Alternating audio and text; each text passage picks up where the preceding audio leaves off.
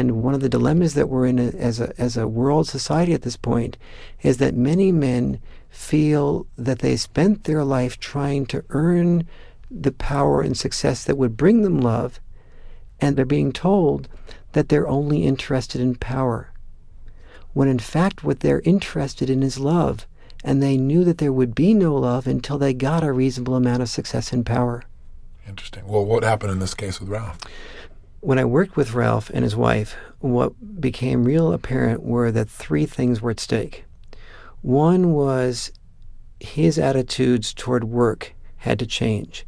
And he said to me, as long as my wife wants this better home, as long as she is, every time we pass a beautiful home on the ocean and a second home, and our friends have a second home on the island, on Long Island, and I keep hearing that message, I'm going to feel that I have to keep producing at a very high level. In order to be loved. In order to be loved, in order to be okay with the family. And we all knew that that only was true, not only of the wife's message to him, but it was also being fed on by the respect that he'd get at work for being a partner and so on. So he was getting it from both angles. And so he and his wife had to be clear that it was okay for them not to have that second home in Long Island, and it was okay for them not to have the best home in the neighborhood, but that it was more important for them to have love between the two of them than to have a home with him not in the home. Yeah, I hear you. And when Ralph knew that that message was coming through on every level from Mary, he knew that he then had basically himself to work on. That's great. Okay? That's great. And of course, he had a lot of work to do with himself.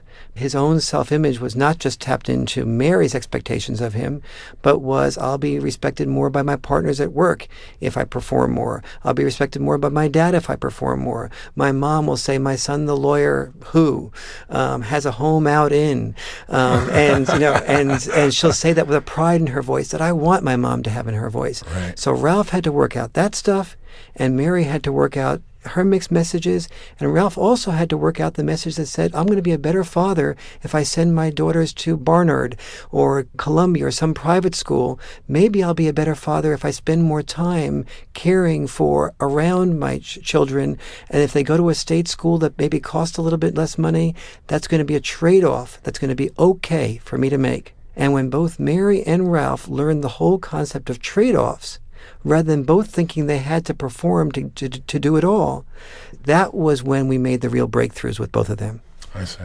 Because so many people in life go out and they achieve quote-unquote success, let's say men, and they get to the top, quote-unquote, and then they say, is this all there is? Yes, and this is the midlife crisis for many men. They say, is this all there is?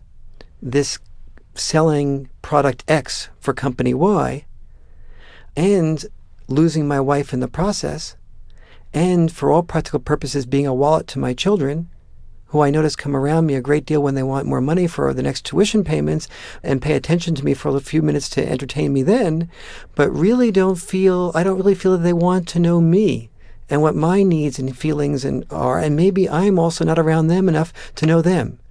And so the combination makes many men feel more like a wallet than a human being. And as men begin to learn that, they say, maybe what the midlife crisis is about is not a process of immaturity, but a process of tremendous potential for maturity. Maybe it's about my reevaluating my values and having the guts to say to my children, I don't want to be a wallet, and the guts to say to my wife, I don't want to be a wallet, but I want to take a career that's more meaningful to me, that's more integrity-based, and if I produce less income doing it, that's what being a man is about. Having the guts enough to say, I want your love, by an integrity-based career that allows me to do what I want to be doing during the day at work, rather than producing money for somebody else to have an integrity-based life. What can a woman learn from this if she believes that this is really what a man's feelings are? When she says that this is what she believes to a man, the first thing that's going to happen for the man is he's going to start watching to see whether her behavior matches what she says. He's going to be as suspicious as a woman will be when a man says, I don't care about beautiful women at all. The woman who hears that is going to start watching what he's watching at the next party. And if he says, oh, beauty doesn't make any difference to me, but she notices him flirting with a beautiful woman, she's not going to believe a word he's saying. The same thing happens for a man who hears a woman say, I want you to run your life based on integrity and love and having more time with me. He's going to notice, is she admiring something that's more expensive? Is she flirting at a party more with a guy who's very successful and less with a guy who is a very caring, loving, listening man, but is not successful? He'll watch her behavior just like she watches his behavior for the cues as to what will bring him her love. What I'm hearing you say, if I'm hearing you correctly, is that men and women have been conditioned throughout their lives for two different things. They both need the same things. They both need security. Mm-hmm. Men have been conditioned, boy, you better perform, you better be the best so you can eventually not only survive, but you can have love. If you do that, you're going to attract a woman. And you're going to attract her because she needs what you can provide in terms of security. A woman's been taught, boy, you better be attractive if you want to attract that man into your life and get him to commit to making you secure. You're saying the challenges then come basically when people go beyond security and beyond love, and the challenges happen for men when they say, gosh, I've worked all this time to make things happen. I'm making it happen, but I'm not getting love because I'm not there to be there. Yep. And also the skills that I've learned to be successful at work are oftentimes exactly the skills that have made me unsuccessful in intimacy.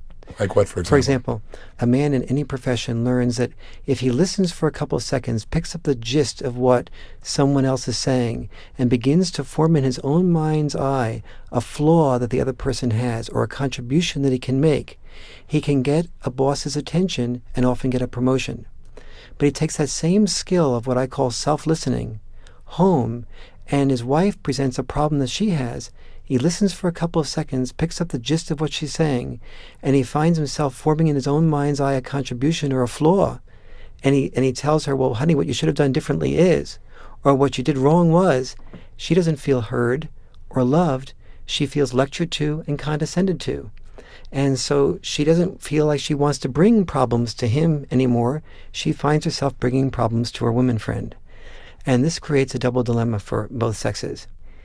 One of the things that we did very differently in the training of the sexes is we told women, get your security by marrying men and take care of your intimacy needs, oftentimes by connections with your children and by connections with women friends and connections with your parents. So women got a lot of their intimacy needs met by people other than men. Men could not get their intimacy needs met by their colleagues at work, because the more successful they were at work, the shorter the window of listening to a man who is a colleague's vulnerabilities at work. If you and I are competing to be vice president of a company, and I come in and I say to you, you know, Tony, I've having a lot of problems with my relationships with my wife. Well, you might listen to me for 5 minutes, but at the end of 5 minutes, if I do this a second and third day in a row, the door is going to be closed to me. Whereas a woman goes to her woman friends and she says, I'm having problems with Tony, or I'm having problems with Warren, and that woman friend's incentive will be to support her, and they'll feel bonded by that common dilemma that they're both having, and they'll talk to each other more often, not less often. So women and men both have enormous intimacy needs, but here is the trick. Women learn to take care of their intimacy needs in a lot of different places: children, women friends, parents, and men. Men put all their eggs of intimacy in the basket of women, which is why when men feel that they've found a woman that they can really open up to and love, they'll marry anywhere on the socioeconomic spectrum to get that love. Women's deprivation is different. Their deprivation is economic security, which is why even if they meet a loving, tender, open, caring man, they don't feel so deprived of intimacy. They feel deprived of the possibility that once they have children, they won't be able to take care of the children and themselves and have intimacy with the children if they also have to take care of economic security needs. Like getting a job. Like getting a job full time, and particularly a job that will be big enough if it's a job to support themselves, the children. And so they end up falling in love within the framework of men who are more successful. And then they say, gee, what I miss from these men is intimacy. So they fall in love. What you're saying is they're attracted to a man who can provide the security for their family or their future family. And yet, in order for him to be successful, he's not there, and then their intimacy is not being made. Yes. So when a man and a woman meet each other today, what they find is they have two different sets of expectations.